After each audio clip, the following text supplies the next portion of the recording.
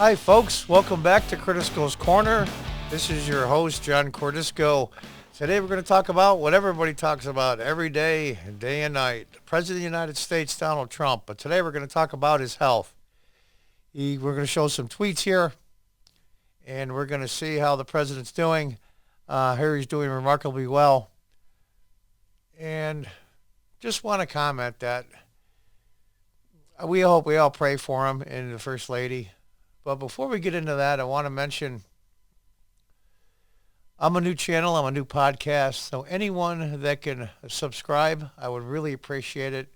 And also like, and if you could, more than anything else, if you could share this on other websites, other social media platforms, YouTube as well, anything you can find to get the word out, to get my channel, to get some legs, I would really appreciate it. It's really hard at the beginning, but I'm going to persevere. And I'm going to keep going, and let's just see how it goes.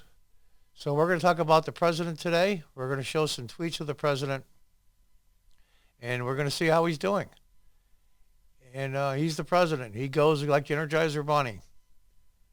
And here we are, the Twitter of the President of the United States, Donald J. Trump. I will be leaving the great Walter Reed Medical Center today at 6:30 p.m. feeling really good. Don't be afraid of COVID. Don't let it dominate your life.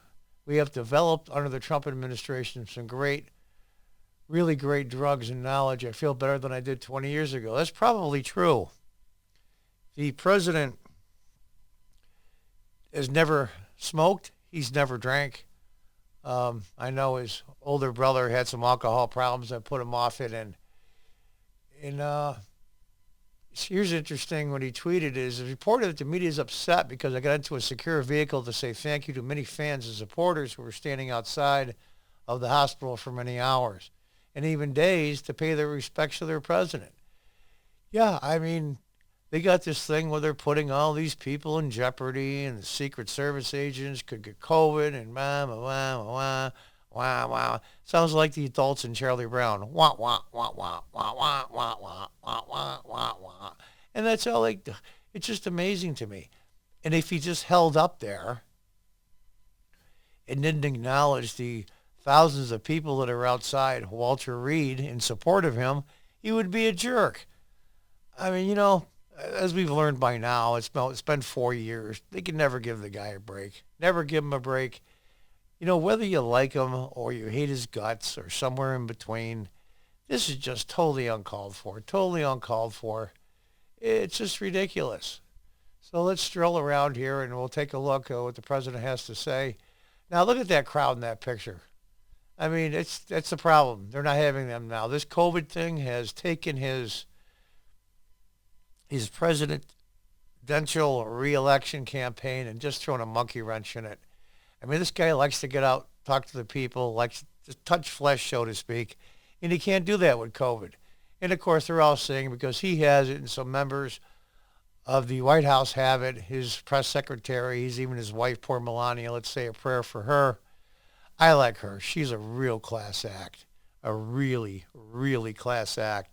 And I don't know. It is what it is, but he presses on, and you're going to see, probably get some news later today on exactly what he'll be like in the White House.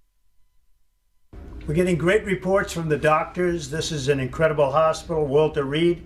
The work they do is just absolutely amazing, and I want to thank them all, the nurses, the doctors, everybody here.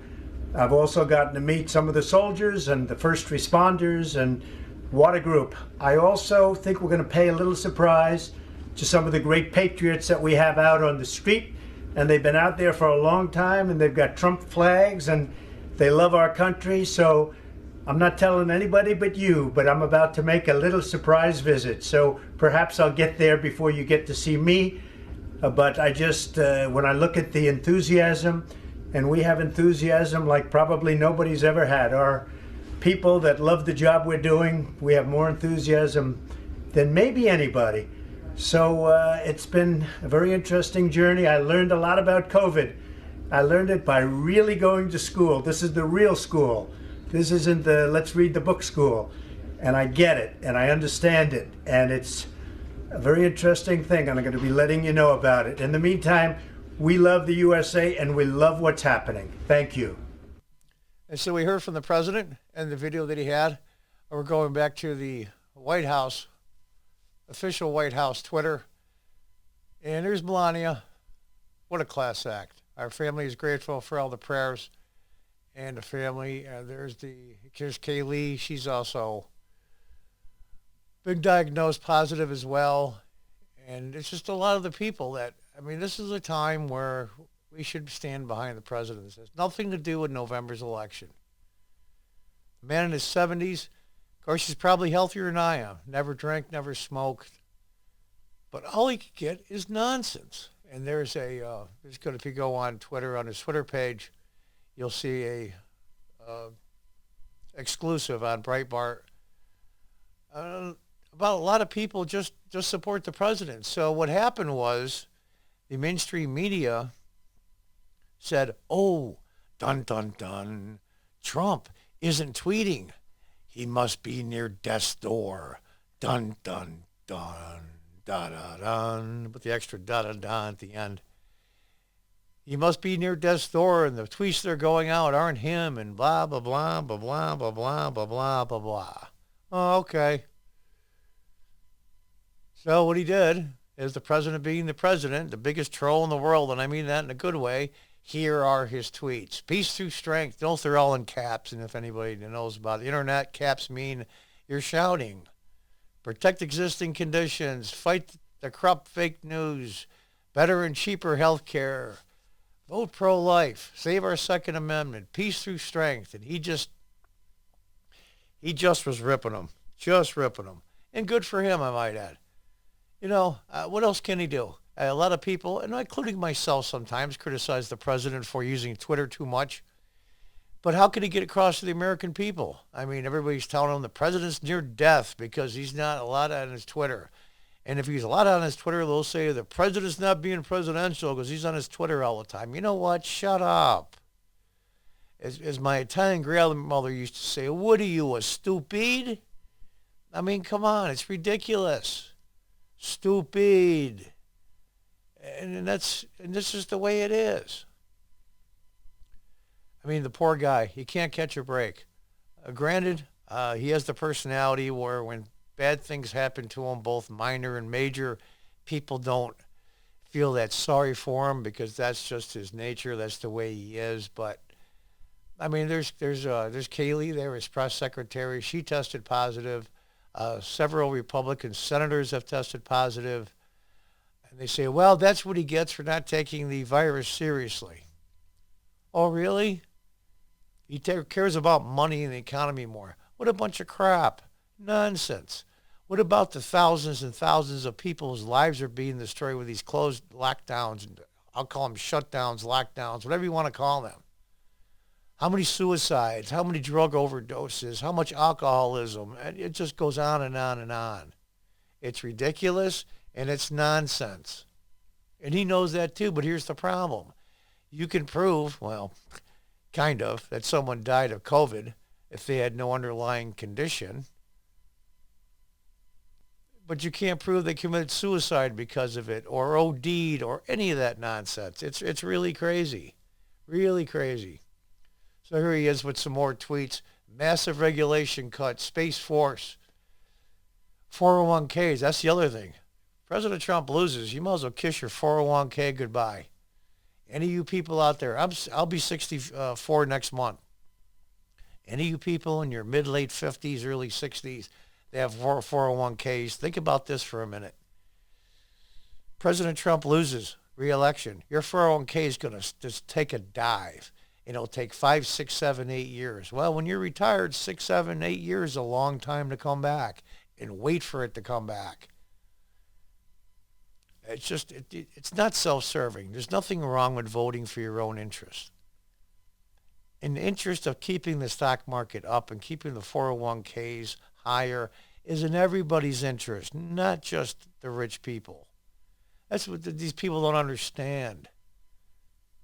The money that goes into those 401ks, it goes out to loan money to other businesses, other people that create more jobs, that create more revenue, that create more wealth, and on and on and on. It's economics 101. And religious liberty as well. You can't congregate in churches. I mean, you got to be kidding me, right? I mean, there's been Supreme Court ruled over a certain number in a church. I don't know where the hell that's going. I'll tell you, our rights are being destroyed. Our rights are being destroyed, and we need to stand up. We need to say no. We need to say that's enough. And whether you like Donald Trump, you hate his guts, this is the guy that's standing up to both sides. I did this in Virginia. The president tweeted, Virginia voters, your governor wants to obliterate your Second Amendment. In Virginia, rural Virginia, basically where the country was founded, that in Massachusetts. Rural Virginia, you want to go after their guns? Good luck with that. Good luck with that. Massive tax increases. It will shut the economy down. It will shut the economy down. It will. Whether you like the guy or not, these are economic principles. These are things that any high school student should know. Which reminds me, I read somewhere that AOC took economics in college. I'm like, holy beep. You got to be kidding me, right? Woman could barely balance her checkbook. High taxes brings about less jobs in the country, and on and on and on. And it's just the way it is. Those are just common economic principles that will never go away. Here's a quote here, a retweet. I'm voting for Donald Trump. My father is a union worker, and his 401k has tripled under the president. Thank you. And remember that the stock market is getting ready to break an all-time high. Well, it's not about rich people. All these people with 401ks are not rich people. They're people that worked their whole lives, and a lot of them damn hard, too. And they put it in a 401k years ago to watch it grow. That was the whole idea of a 401k, to defer taxes for your retirement. Social Security isn't enough. Remember all that? Remember all that? Well, I guess they don't. All he cares about is money. Sure, he cares about money. He cares about putting money back in your pocket and not taking it away. To have your retirement savings not be wiped out. That's what he cares about. And he had a great life before this. He didn't have to be president. He had a great life. And here he is. And it's just a shame what they're doing. Absolute shame. Shame on them. Yeah, granted, he gives it back just as bad a lot of the time. U.S. election poll, Trump beating Biden despite being hospitalized. And here he is appreciating all the people outside the hospital. I really appreciate all the fans and supporters outside of the hospital. The fact is, they really love our country and are seeing how we are making it greater than ever before. You know, Joe Biden, Vice President Biden, don't be disrespectful. I'll say Vice President Biden. It's time for you to just go around, maybe even write a book, have somebody help you write a book. Who knows? Retire. I mean, you've done pretty well. I'm just a small guy in Scranton and moved to Delaware a million years ago, and you came up House of Representatives, Senate. You ran for president 4 or 5 times. You were vice president for 8 years. That's pretty good. That's pretty good. And I think you should take the time you have left, both mentally and physically, have some joy, maybe write a book. I don't believe the Democrats settled on Biden. He's the Uncle Joe on the porch that everybody feels safe around.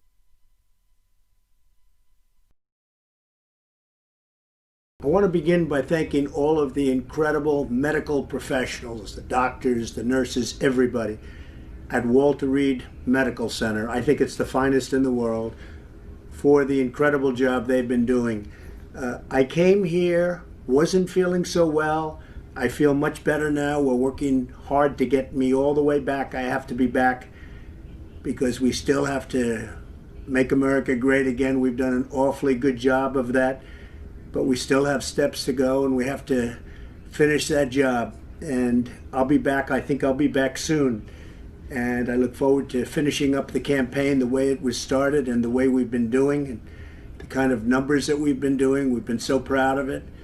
But this was something that happened, and it's happened to millions of people all over the world, and I'm fighting for them.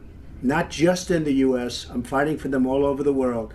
We're going to beat this coronavirus, or whatever you want to call it, and we're going to beat it soundly. So many things have happened. If you look at the therapeutics, which I'm taking right now, some of them, and others are coming out soon that are looking like, frankly, they're miracles. If you want to know the truth, they're miracles. People criticize me when I say that, but we have things happening that look like they're miracles coming down from God. So I just want to tell you that I'm starting to feel good.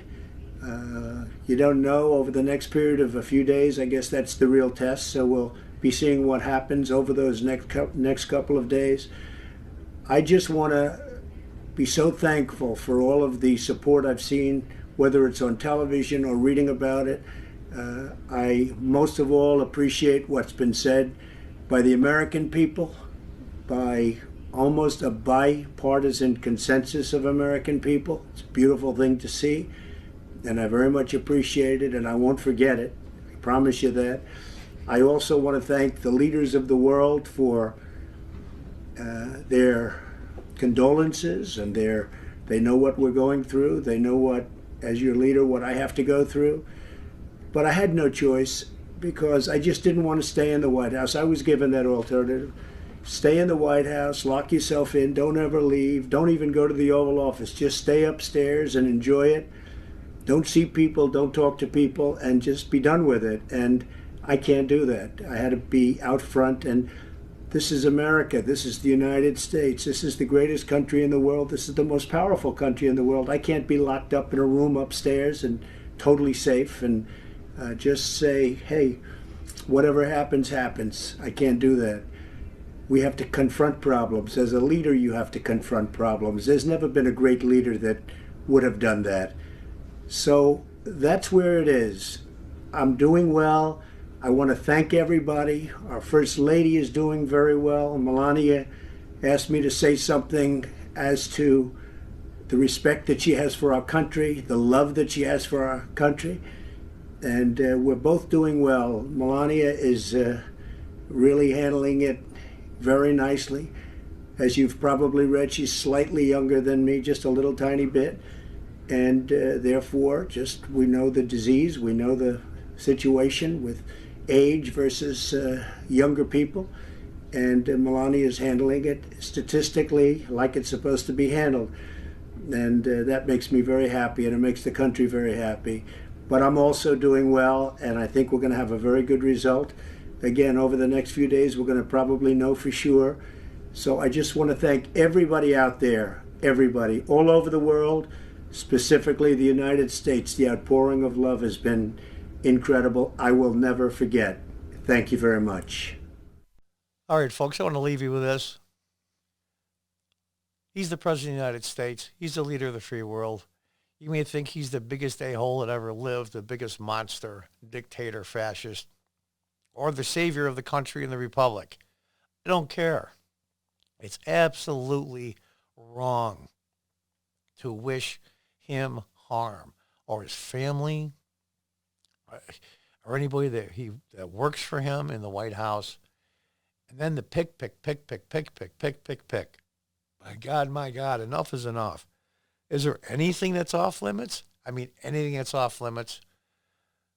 Okay, there's 90% of the people that are locked in who they like for this coming November's election. I'm talking to the 10% in the middle. Take a breath, say a prayer for the president, First Lady and his family, and those that work in the White House. And in fact, everybody's got COVID. I've got a small business myself, and it's struggle. Now in upstate New York, it's tough enough in New York when things are going good. So I just hope and pray that all of you will let the president do what he has to do. Let him do his job. I mean, the man's a machine. He's made out of stone. And remember, he didn't have to do this. And some of you will say, well, good, I wish he didn't. Well, no, he's there. He won fair and square. Legally, he ran a hell of a campaign, and some breaks came his way. Now he's got a really bad break with COVID-19. So say a prayer for him, the First Lady, and the White House staff. And I'll leave it with that. And until next time, good night and good luck.